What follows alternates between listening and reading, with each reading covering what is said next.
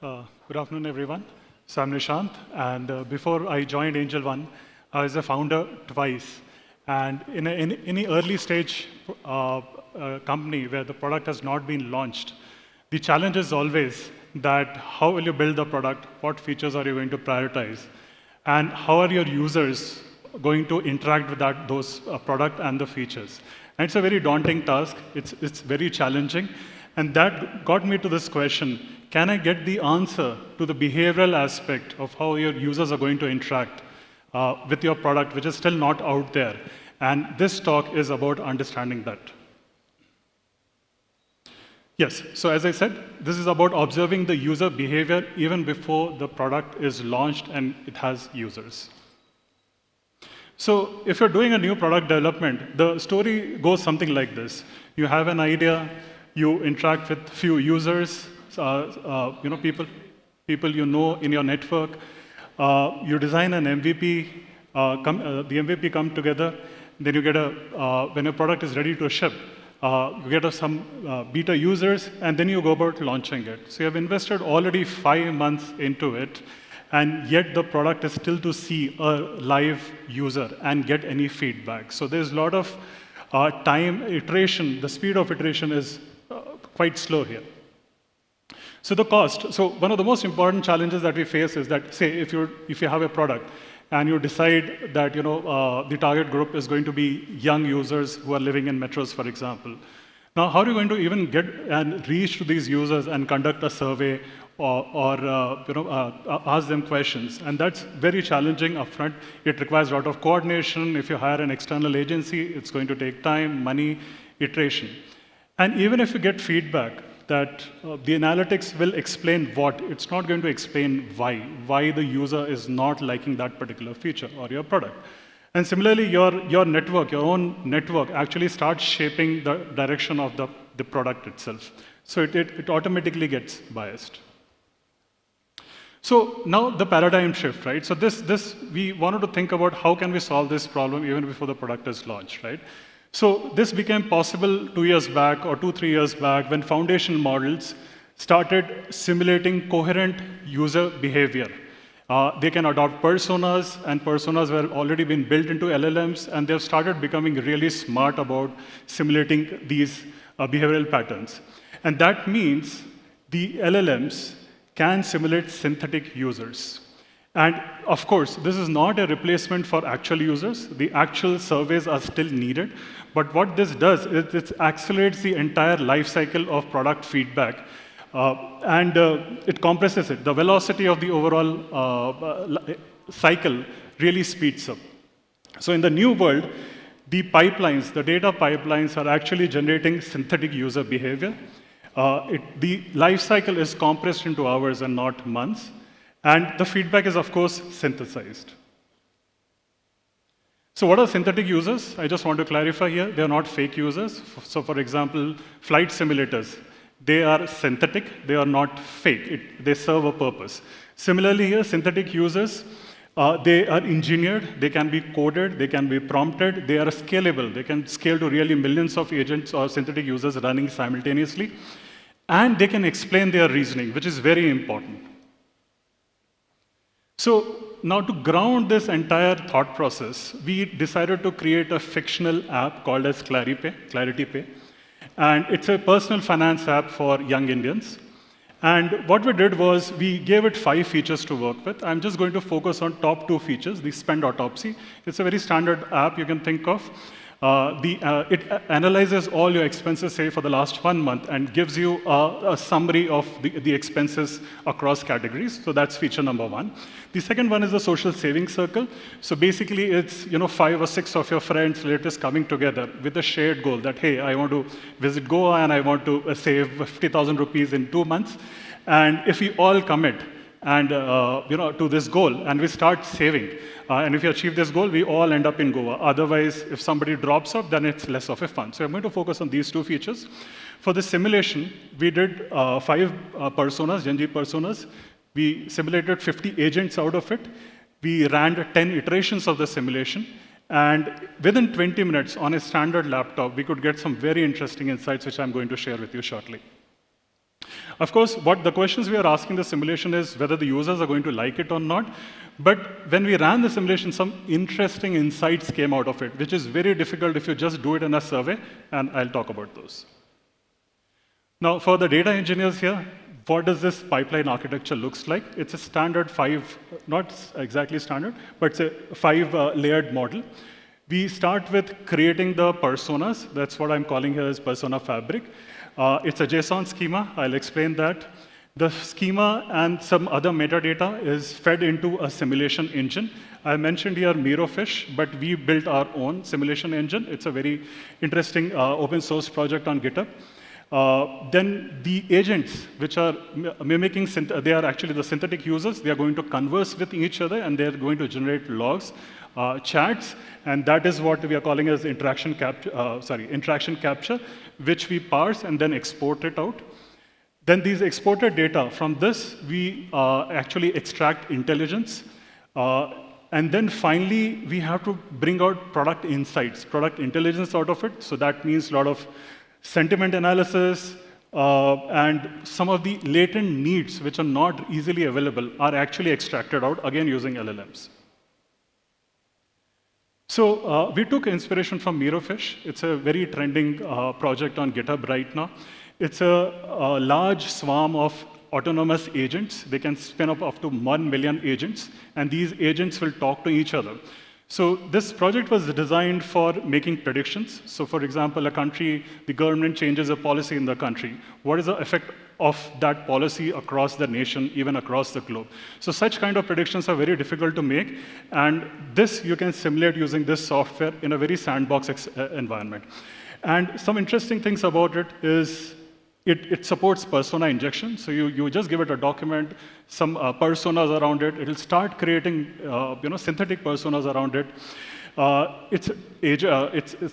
The discussion is turn by turn. So I speak, then the next agent speaks, the next agent speaks, and it's very much like a roundtable discussion that's happening. Millions of agents can talk in a sequence. And each agent, or each synthetic user in this case, has a long-term memory valid for the entire simulation round. So this project was built for sociology, the way opinion shapes across a social network. We adapted it for our product use case for extracting behavioral signals. This is a graph from the website. If you see on it, this is a really large graph. The nodes are the agents. These are the entities. So it could be university, professors, students, everyone. And the edges represent how they're interacting with each other. So this could be a post forming opinions about each other. And essentially, it becomes a graph problem where you can observe when the simulation runs, there's clustering happening, there's conflict happening, and a lot of interesting use cases can be extracted out of it. So what we did, we created this persona fabric. This is a simple JSON schema. And if you look at it, it represents a user called Arjun, age 24 years. He's a software engineer. And then we have a lot of behavioral parameters, like his spending discipline. Is he saving or not? Is he an impulse spender, for example? Is there a need for instant gratification?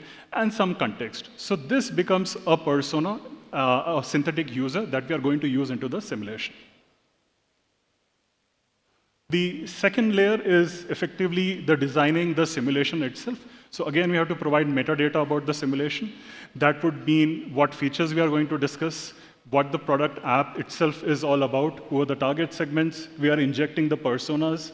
We are injecting the discussion prompt, the question that you need to be answered. And of course, some tone and some other metadata.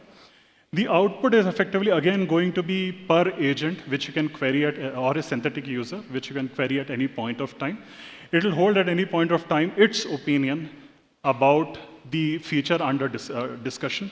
And it could, for example, here, the sentiment is weak. The synthetic user is very frustrated, and he is giving a reasoning that there's a lack of immediate actionable data on that particular feature, and that's why he's frustrated. So here, the data engineering concerns still remain the same. So you have schema drift, you have duplication challenges. Quality is important here. So this now becomes an entire synthetic pipeline. The data is flowing. The users are interacting with their product. and they're forming their opinion. Okay, so now, as I mentioned, we took inspiration from Mirofish, but we wanted to build something which was very simple. We wanted to test the concept of simulation and capturing behavioral signals, and we built our own stack. We built it in few evenings with just one engineer, Harshit, and it was built using Claude Code with Gemma and Quen as the LLM models. We just set it up on the laptop. And this made me realize how simple and inexpensive it has become to experiment, to build these simulation engines, and even small teams can now experiment on just a single laptop with very little resources. We did not make any external API calls to Claude or any other foundation models. It was all local setup, and the cost was itself 0. And the overall runtime with a small simulation engine was just 20 minutes. Can we have the demo, please? So I'll just take 70 seconds to show you the simulation engine. So these are the agents library. On the left side, you see agents. A new user, a synthetic user is being created. He has his identity and his behavioral parameters like his spend, trust in fintech, automation.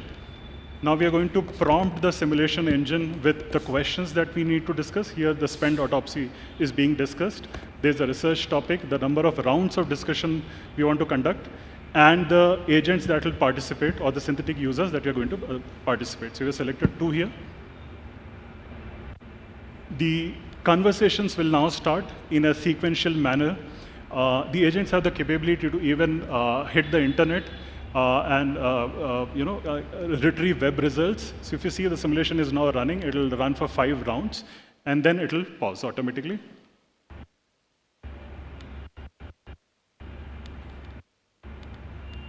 So now comes the analytics, the outcome of this whole simulation, right? So you see a word cloud here. This is about spending pattern. We see keywords like anxiety being invoked in the user. There is honestly, we have to figure that out. And each user now has an opinion, NPS, whether he likes that particular feature or he doesn't like that particular feature.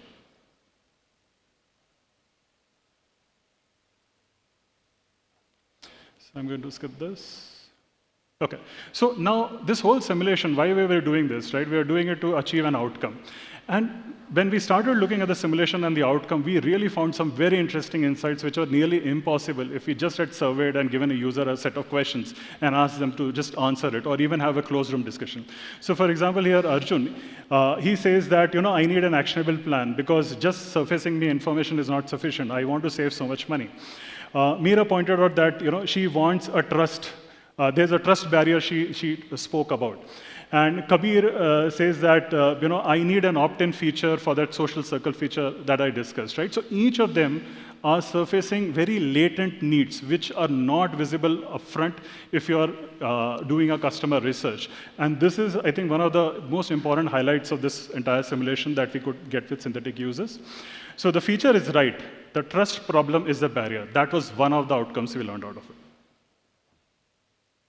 Another interesting thing is how agents are interacting with each other, right? Because surveys, each one of you are participating separately, but when you are in a closed room environment, each one is influencing the other.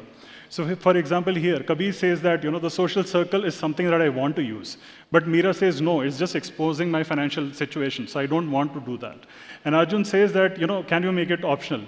Can I just do it with a very different group of people, right? So what came out here is that this feature requires a social coordination between its participants. And that's where we realized that this is actually a game theory problem, and more precisely, it's a stag hunt problem. And it means that if in a group, if everyone participates in the social saving bit, right? Then the whole group wins. You get to get that Goa trip. Otherwise, people stop dropping out and you don't have that kind of a fun. So this was a social coordination problem which can be highlighted to the product manager, and he can take informed decisions such as seeding this particular group with social influences. So we didn't, disclaimer, we didn't program it that way. The coordination was absolutely uncoordinated. Okay, so this is how the product managers would be able to get summary out of this intelligence output. For example, spend autopsy, rebuild it because there's a trust deficit that the users are flagging. or social savings circle is most discussed one. Please build it right away. Okay, the architecture that we explained, that I just mentioned, is not localized to a specific domain. You know, it surpasses fintech, it can surpass many other domains. So for example, the domain I come from, capital markets.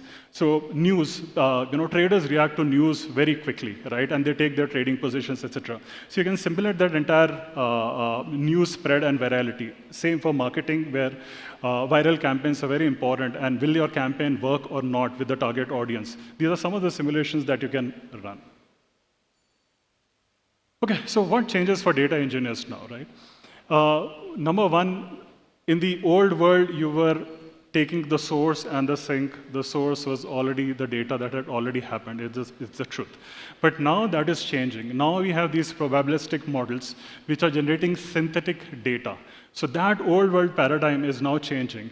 And you are now actually manufacturing synthetic data that is yet to become a reality, but it exists, and it will influence some decisions. Similarly, you are all very used to ETLs and ELTs.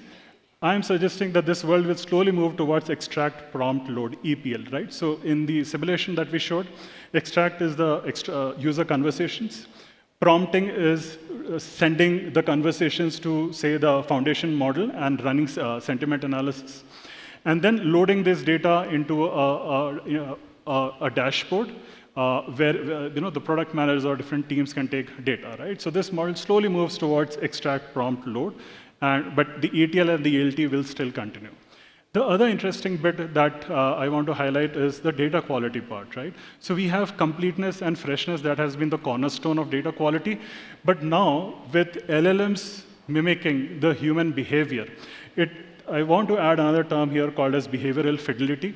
So the question is not whether the answer is human-like, but is the behavior human-like? Is the agent deviating, or the synthetic user deviating from the persona that we have assigned to it? And that in itself becomes a quality check, because otherwise you have garbage in and garbage out. So I think the best way is to do experimentations. This is a very interesting space where there's a convergence of product, MVP, simulation, data engineering, foundation models. There's a whole convergence that is happening. And I believe that the best way to learn is to run these simulations on your laptop. It's relatively straightforward. And in few evenings, you can build this entire simulation for your own product. So the last bit, I think the data engineer's job is now expanding. It's now just not about transporting data from point A to point B. It is about now manufacturing signals that the businesses can't collect fast enough on its own. And the businesses that are going to invest in this faster iteration life cycles are the ones that are going to win in the market in the long term. Thank you.